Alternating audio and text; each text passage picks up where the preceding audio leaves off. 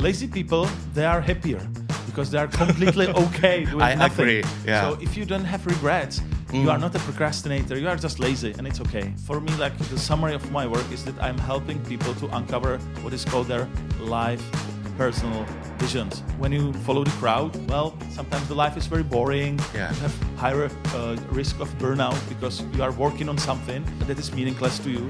It doesn't matter about the outcome, but whenever you try, you are always a winner already. Oh, I like it.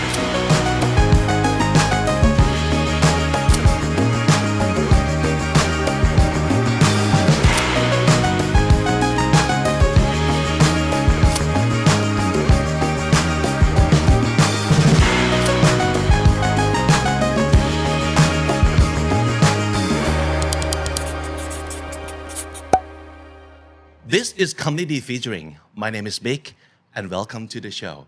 So, there's an expression or the saying that people say sometimes when they say, I write a book on something, that usually means, well, not necessarily you actually write a book, but you are an expert on something, right? So, perhaps if your friends are making a bad call about something, you might say, trust me, dude, I write a book on bad decisions. This is not gonna work.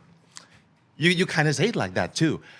But this guy actually literally wrote a book on procrastination. So maybe he's an expert, like, I study this stuff and I'm gonna tell you how not to procrastinate. Or maybe he was one of the victims of procrastination and he kind of found his way to fix that and he wrote a book about it. It's interesting, right? So maybe let's go talk to him right now. Petr Ludwig, welcome to the show. Hi, what a pleasure to be here in Thailand. Yeah. Okay, thank you so much for coming to Comedy 2. This is your second time to Thailand. Yes. And both for business, Both right? because of my book, because Right. my book has been published in Thai. Yeah. How did you wrote a book on procrastination? Well, obviously both both sentences were true because I was a huge procrastinator by myself, but I found a way how to find it, how to decrease your procrastination, and then I wrote a book. So the book is kind of evidence that I know something about how to decrease the procrastination. Yeah. And trust me, like writing a book about procrastination and to procrastinate it is twice painful, man. So I was going to ask you too, like, did you procrastinate at all once you decided to write a book on procrastination? Because that course. would be so ironic. Of course, yeah. Yeah. But everyone procrastinates, like everyone. Sure. We are all addicted on social media. We are all distracted by so many emails, so many notifications on your smartphone. So it's a problem of 21st century. So everyone does that. But my mission is to help people to slightly decrease that. If you slightly decrease your procrastination up to, let's say, 50, 40%, still you have much more time for meaningful activities. Right. I guess if you want to completely understand or want to go deep, just go read this book because it also has a Thai version too. So you'll be signing your book at the Thailand Book Fair. Yes. Yeah. So just go check out the books. So, but now that you're here, just help us a little. First of all, understand. And second of all, teach us how. Like, is there a shortcut or something that you can easily apply to help you a little to like steer away from procrastination? Well, there are many shortcuts. And the first main shortcut is to understand your dopamine system in your brain. Ooh. Because now social media is very good in serving you what can elicit your dopamine level. They call this cheap dopamine. So if you waste your dopamine during mornings, then you miss your dopamine for meaningful activities. So the first hack is not to use social media during mornings. Okay. Not just like quit social media, but Not just know how or when. Yes, exactly. I see. So have some boundaries. For example, I use also social media for my work, but I have some limits and I have some boundaries. Like, for example, I'm trying to not to consume, but to create.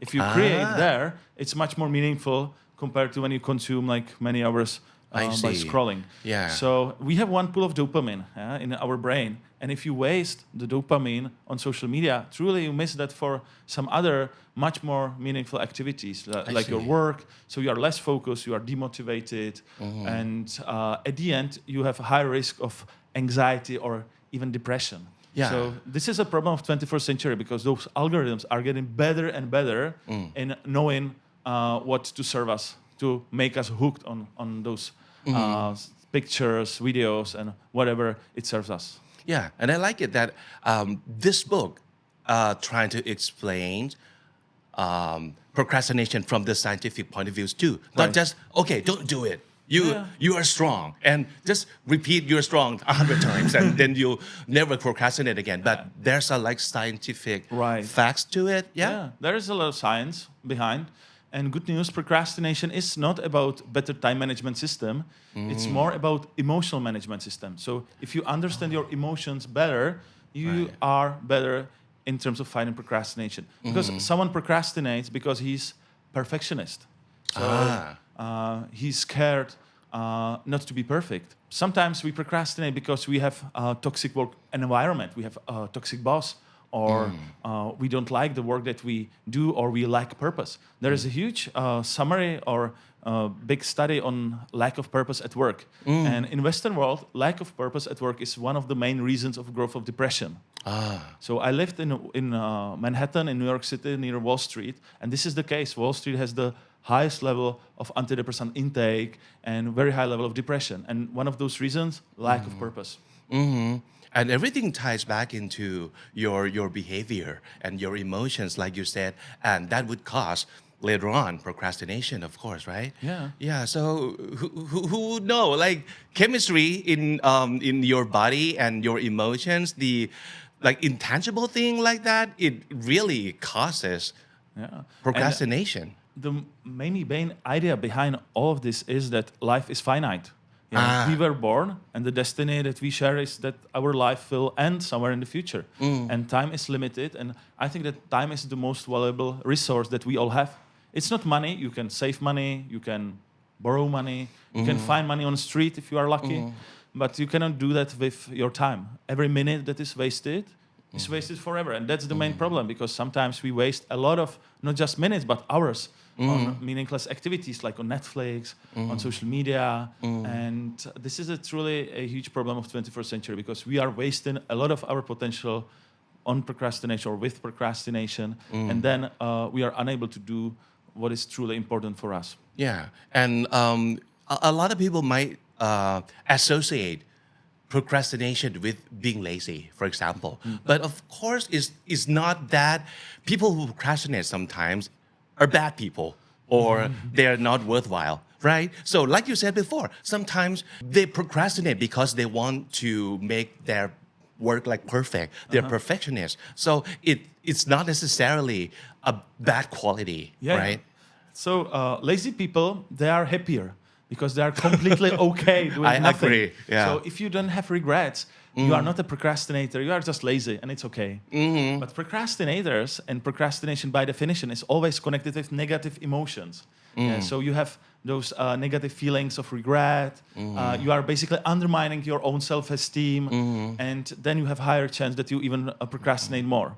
So sometimes laziness is a solution for procrastination. Sometimes to just relax a bit, to sit still, and to recharge your brain with energy. It's very nice for fighting procrastination. So I highly recommend to people to improve their sleep, for example. If you sleep more, and if your sleep is better, you have what is called deep sleep, then you procrastinate less the next day. So sleep is the solution for procrastination. It's a little bit counterintuitive. Right. So the better you rest, the more you are productive. And the less you procrastinate too. Course, yeah. Wow, that's amazing. And surprisingly, it has to do with a lot more than we realize. That it's not just about your behavior, but it's a lot more. Like, I want you to talk more about purpose. Yes. So you said part of it, when people procrastinate, is because they don't have clear or meaningful purpose enough in their own life. So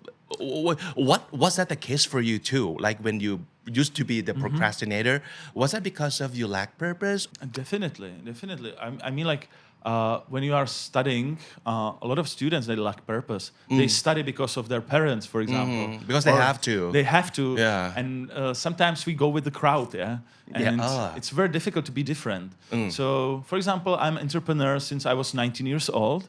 So I had the courage to follow my own path. And this is also crucial for fighting procrastination, to have a courage to step outside of your comfort zone and sometimes to step outside of the crowd. Because when you follow the crowd, well, sometimes the life is very boring. Yeah. You have higher risk of burnout because you are working on something. So that is meaningless to you. So people that have strong willpower have higher chance of burnout.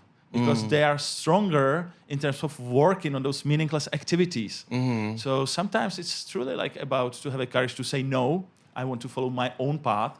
So for me, like the summary of my work is that I'm helping people to uncover what is called their life personal visions. And it's personal. It's not a vision of their parents or vision of the society. So when you uncover your unique strengths, when you uncover where you can use those strengths for something meaningful to others, then you probably will be able to be much more productive. You will have what is called intrinsic long-term motivation. So courage is important. Ability to step outside of the crowd and the comfort zone is important.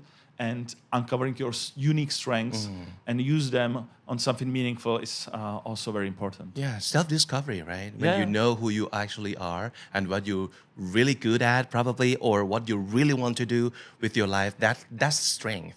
Yeah. So usually when you help people who don't know where to go or don't have the courage enough to step outside the comfort zone, where do you usually start? There is a beautiful movie that is called Yes Man. And I encourage people to try things and then not to be scared of failure. Because when you are too scared to fail, then you never try. Right. And there is a beautiful study that even people, when they try and fail, at the end, they feel better than those people that never try. So I encourage people to be like the main character of the movie Yes Man, like to say yes to whatever opportunity. And when you are outside of your comfort zone, you always learn new things. You always decrease the amount of your hopelessness and powerlessness. And this is the life, Life should be outside of the comfort zone, not in a stable, predictable way. Yeah, it could be very jarring for people or very scary just to say yes to things.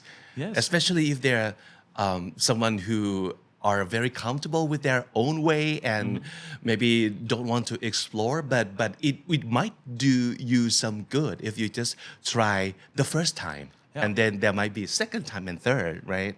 Yeah. And whenever you try, you are always a winner already. Oh, I like it. It doesn't matter about the outcome, but whenever you try, you are a winner. Yeah. Better than regret not taking a chance. Yes. Yeah. And again, there was another famous study with people in retirement houses. They did interviews shortly before they die, and they asked them like what they regret. And the outcome of the study was that they do not regret what they did, but what they didn't. So the older you are, the more you regret those moments when you had no courage to step outside of your comfort zone and to try new things. When I read the book, I see some interesting analogies. Like I see elephant and hamster. Yeah. So what's with all these animals? Yeah, I truly love analogies and I truly love visual pictures because you then remember those ideas much deeper. Yeah. And I use the analogy of the hamster. This is my favorite one. And it was a study in 60s on depression. And basically they uncovered that even animals, they have a state that is called learned helplessness. And you can imagine the study that you put a hamster in a, let's say, like a cage or something, or a box, and you put a transparent lid on a box, and the hamster is trying to jump out, and the hamster is trying, and hitting with its head on those glass the ceiling. glass ceiling. Yeah. But after a few days, it starts to jump less and less and less. And then after, let's say, a week, they can open the lid and the hamster never try again. So, and Martin Seligman, who's the professor of psychology in the US, one of the most famous ones, he uncovered this state, and he is the author of the concept learned helplessness. This was the exact case with the hamster. And I use this analogy because it's funny, like you can imagine the hamster jumping, but we as humans are often like those hamsters. We try something, we fail, we try again, we fail, and then we tell ourselves that we are useless or powerless, and we completely have this kind of mindset for the future. So then we are unable to try again.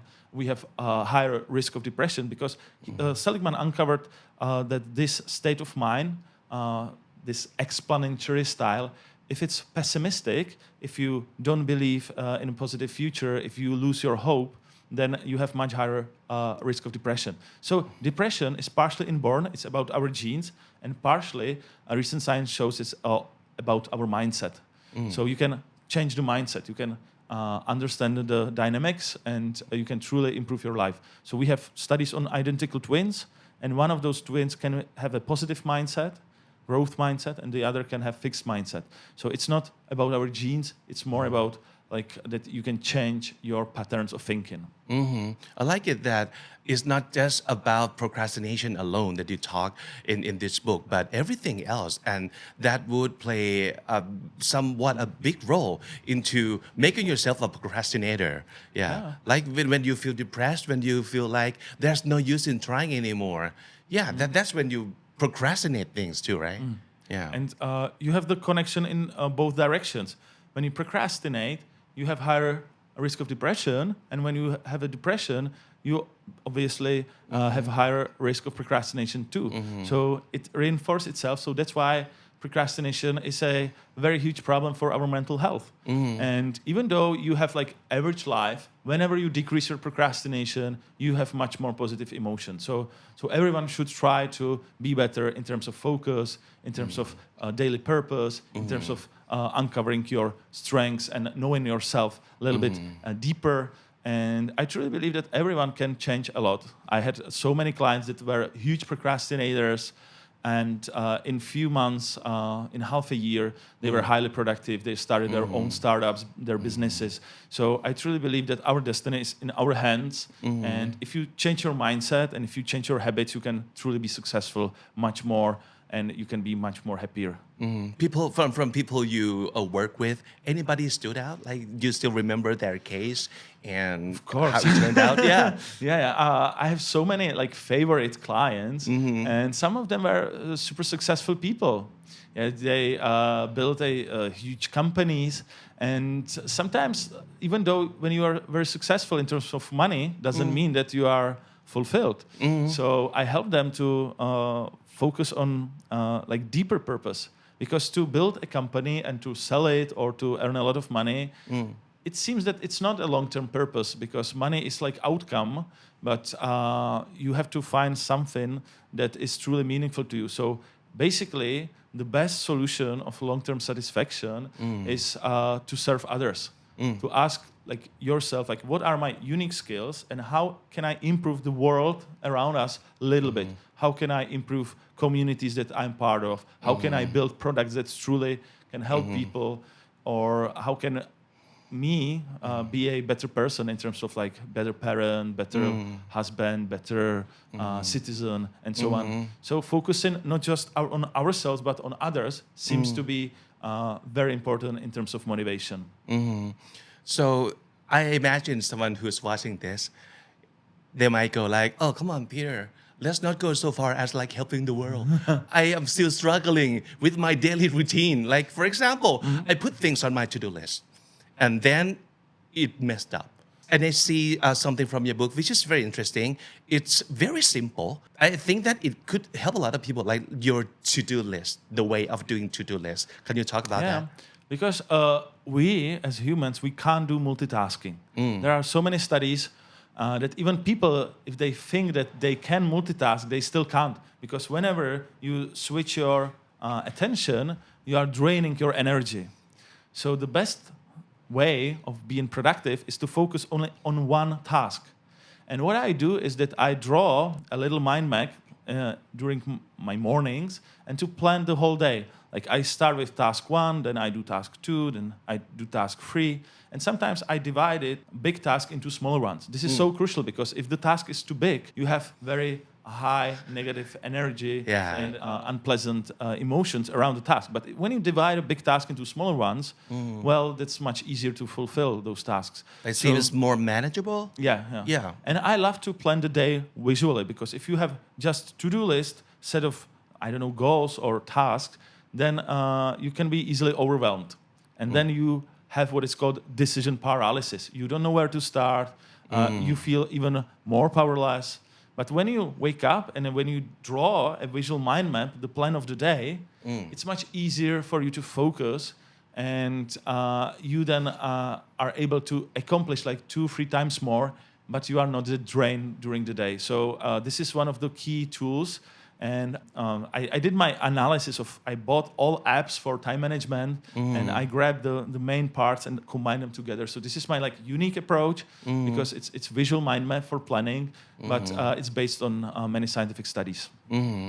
I think we get what you said, and we agree that procrastination is bad. But there can't just be the dark side to procrastination, can it?